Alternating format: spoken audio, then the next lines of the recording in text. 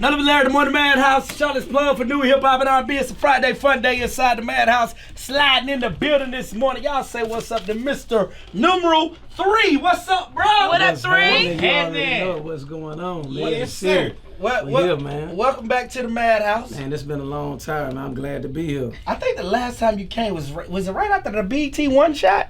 Yeah, that might have been the last time. That might have been the last time. I think you've been up here I think you since came, then. came after that, but Has it been that long? Been that long? It's been that long. That was my last interview from the one shot, and that's been what, 4 years? Yeah, about 4 Something years like ago. that. 3-4 years ago. Yeah, that's about right, Jess. Wow. Been a minute. Wow. Hey, I guess I get it mixed up because your daughters Yeah, absolutely. have been doing stuff, and you come with your daughters. So maybe we've been interviewing your daughters, and you just been up here. Right. Because that was at a phase where they started doing their thing. Yeah. too. Okay. Yeah. Okay. Maybe that's Yep, what it is. Absolutely. Dang. So man, you got a lot going on. You got a clothing store, got a clothing line for life going. How is it being a businessman, being a boss, and putting it all together? Now getting back on the rap scene.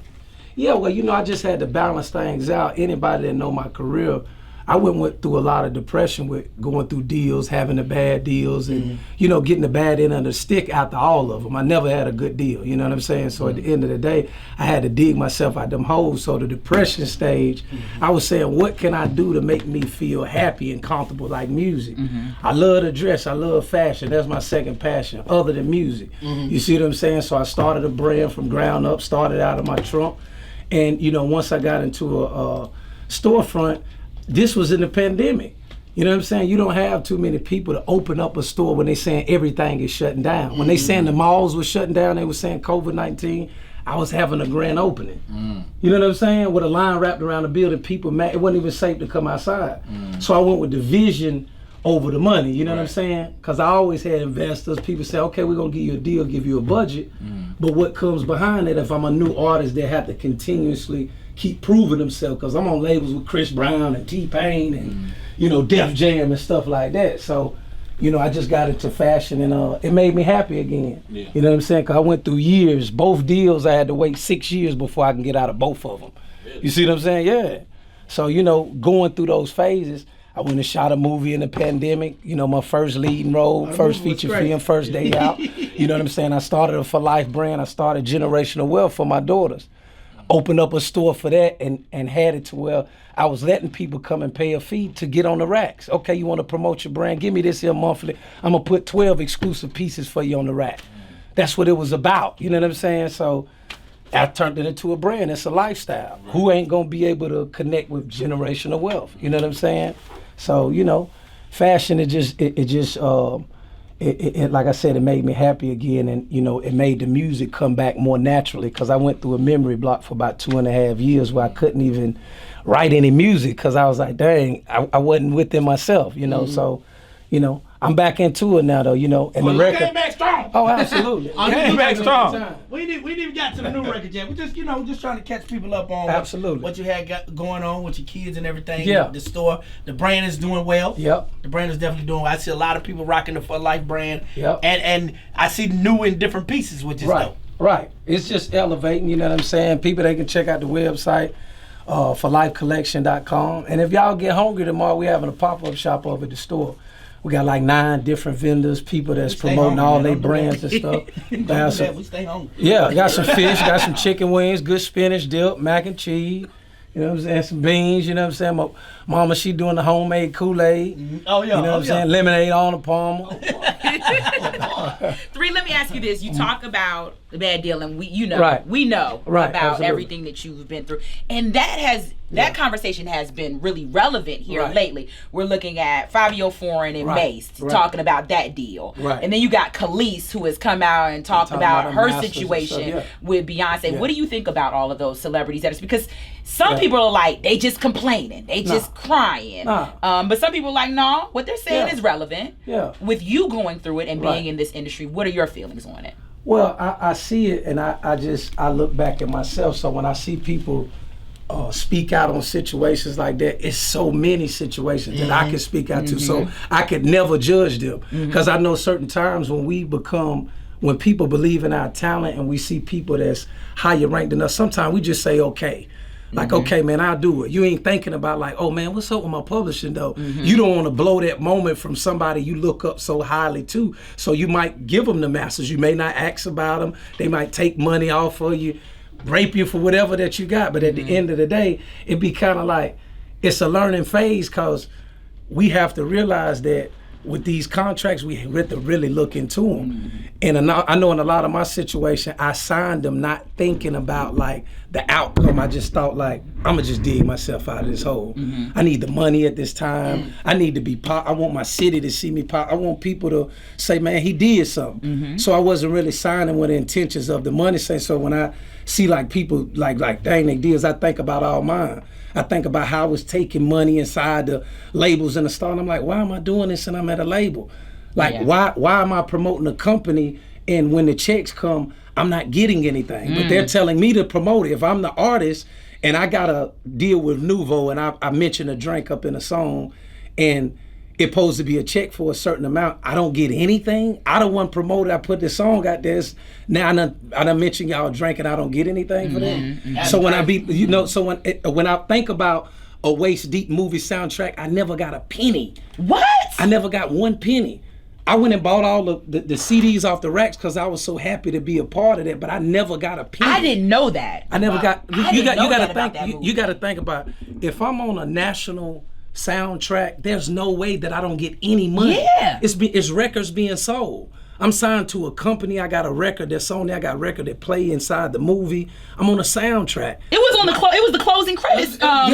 Well, yes. Like I don't get anything for that. Nothing for that. But that shows you when you're into contract, you got to watch these deals when it says artist or production. If I'm under a production agreement with someone, and I'm signed to them, that means all my stuff is operated by them. Right. So I don't get the say-so to say, okay, yeah, I want my stuff to be structured like this. I want the album to come out like this.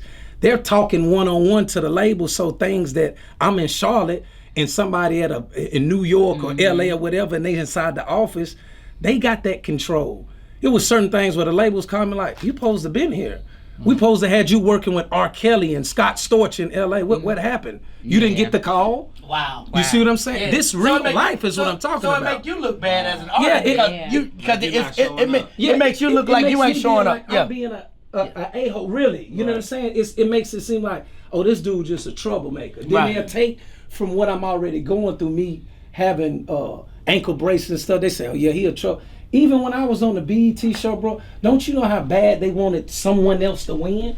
See, this real testament, I'm telling you, because I went in there, I was competing with an ankle monitor. I was competing on probation, so they thinking, let's give it to this guy that's a little more cleaner cut. And they pulled me to the side, real testament, Sway told, he said, listen, man, I don't know what you going through, but you got to get out of it, because I'm telling it's a lot against you, and I've been rooting for you. So just open up a little bit. You see what I'm saying? Wow. That's a lot, man. Wow. I had to come out at the ending to where this show will get boycotted if you don't let him win this. There's no way he doesn't win. Yeah. You see what I'm saying? And then you went on Sway and killed it. Yeah. 9 fingers that was it's not many other artists that have done that. went 9 songs. 9 songs. A lot of I wore a North Carolina shirt and a hat for a reason. I meant to do that. Yeah. When I'm performing at the end, these people, they didn't structure my show. I told them I needed the headset. Give me the choir. Give me the smoke. Let me come from the ceiling. Everything. I made the show. That's what it was. That's still one of the biggest performers. I wasn't on the Grammys or nothing, but that was a performance like if I was on the Oscars or something. Seriously. Yeah. You see what I'm saying? So I be saying like, you got to think even with the depression side, I don't get enough credit. You see Kendrick Lamar wearing a halo now. That was 4 years ago I did that. Yeah. It's what I'm saying. Like, so I don't mean to sound like Kanye, but I am one of them. You see what I'm saying? For real. Like when I watched this documentary, it touched me into a different way because I felt like that. I went through the offices where I was trying to get people to just listen to this, believe in this. Yeah. You know what I'm saying? And I continuously have to show them. Here me is now 18, 19 years still having to show them. Mm-hmm. Yeah. I can go into fashion and I can dominate. Yeah. How many people you know 2.5 years that go with no website? Who does that? How do you run 2 stores with no website? That shows you the power of who I am. I move like that. You see what I'm saying? I'm selling more units in the streets than I am on a website. Yeah. Seriously. You got a new song out, you got new music out, you definitely gonna be on our block party next Saturday. You're bringing next Saturday to John C. Smith. Let's play this new song for the city, man. Absolutely. Go ahead and introduce. Hey man, I want to introduce y'all to the Charlotte National Anthem, you know what I'm saying? If you born and raised from Charlotte, if you're not, you've been staying here 10, 15 years, you should know what's going on with this record. That's me. It's the mayor of the city. Treat time for life, really from the foe. Let's get it. I'm over here. They say, boy, you're taking Charlotte back, boy. Oh, absolutely. We got to give them the essence, you know what I'm saying? It's a lot of us that's born and raised from here. Born and raised. That really love our city. Like, Lisa, you know, you hosted at most of these places. You know what I'm all saying? A lot, you see what I'm saying? So, like, and these places are no longer here, so we have to always make sure we keeping that concrete Charlotte in effect. You know what I'm saying? It's a lot of people that was too young. They may not know. You know what I'm saying? They may have been in the house. You know what I'm saying? They may have not caught some of them ways, but the real from the foe, you will know. Shout out to Urban Deuce said I'm born and raised in the foe. Miss Jaleesa said she born and raised in the foe. Absolutely. Just you said when he said it's a great song. It's a great song, right? Because I'm not born and raised from Charlotte, but I've been here. If you've been here since FX, you know. Yeah, I've been here for a minute, so I'm listening to the song and I hear things. But I think that as you listen to the song, there's gonna be that one thing that sticks out to you. Yeah, absolutely. And that was the FX part for me, because that was the first club I ever went to when I was here in Charlotte. Yeah. Like I was saying, I don't even remember where it was, but I remember thinking like, I just showed dang man, that club. And I remember I was 17 years old. And I remember going and being like, I gotta be 18, so I'm gonna just wait until it's midnight. Right. And then I'll go in. Right. We used to go every weekend. Though. Yeah. I said that was the North Side hangout. We used to be in there. We was in that deep, 30, 40 deep. Man, we get close to the hood. You know, we in there 50, 60 deep. Yeah. Hey, when different sides of the hood come out, we 50, 60 deep in there linked up. And then, you know, that's when we No Limit Soldier was hot. So I used to switch it. We North Charlotte Soldier. Every time when he was hosting. Still to this day, if he hear that song, he gonna say North Charlotte. He gonna say No Limit. And people think that over there where Freedom, where you said you got the J's, I can't think of the place. Carolina Ballers. Carolina Ballers. Yeah. People don't even know that was a mall. Because it's the social services. Social services over there. They'll never know. No idea that used to be the mall. Big Murphy. I just seen Murphy about a month ago. Shout out to Carolina Ballers, Murphy, man. That's legendary. He started out in Midtown when you was talking about Midtown Square. Midtown. Everybody, come on, man. You gotta know about Harold Pinner. You gotta know about all the iceberg and all that back there. Yeah. The Wendy's now. No, that was the mall. That was the mall. Yeah. You know my spot you said was Club 2000. Most definitely. Club Crush on Sundays. Yes, absolutely. Real quick, get ready for the Club Crush reunion that's coming real soon. Oh, wow. I just wanted to say that. Hey, man, thank you for sliding in the building with us this morning. I appreciate it, man. Shout out to my boy Chezzy, boy. Shout out to Chezzy, boy. Hey, look, and he the one shot the really from the faux video. We shot that one day. My grandma, she was just coming out on a stretcher. She had to go to the hospital, and Chezzy was telling me, he said, man, you know what? We can wait. Let's shoot it later on. I said, nah, we got to do this. Me seeing her have to go to the hospital right after the video, I said, bro, just ride me around the city. Just ride me around the city one time. We just gonna get on the back of this truck, ride around the city, and that's gonna be really from the phone. Just take me to whatever side. Cause I had to blow that steam off. You know what I'm saying? A lot of people ain't gonna know that, but if you look at my energy in the video, that's what it is. Shout out to D Chez too. He did the beat. Darius Chisholm. Oh yeah, okay. Yeah, he did the beat. But you gave him one. That's one of the ones. Absolutely. And Chezzy gonna be shooting my documentary too, coming real soon. No Limit Larry, the documentary. He official behind the lens. We just signed the deal. The way that people were promoting the Amaretta track about Atlanta and things of that nature, and they weren't even from Atlanta, don't have no ties to Atlanta. It's a dope song. Don't get me wrong. She very, very talented.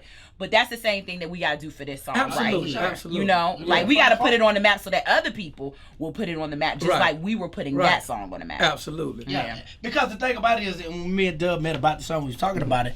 It's other places that represent therefore. Like Atlanta is 404. You got Richmond that's 804. Of course, you got New Orleans that's 504. You got Lil Baby that's 4 p.m. Like they throwing up the foes wherever. Then you got Dallas that's 214. So they, you know, they be calling me like my partners in Dallas be calling me like, well, we really from the folk too. So we gonna represent it. We sitting at the Bay. It's on the way. Thank you for hanging out with us this morning. And I appreciate y'all, man.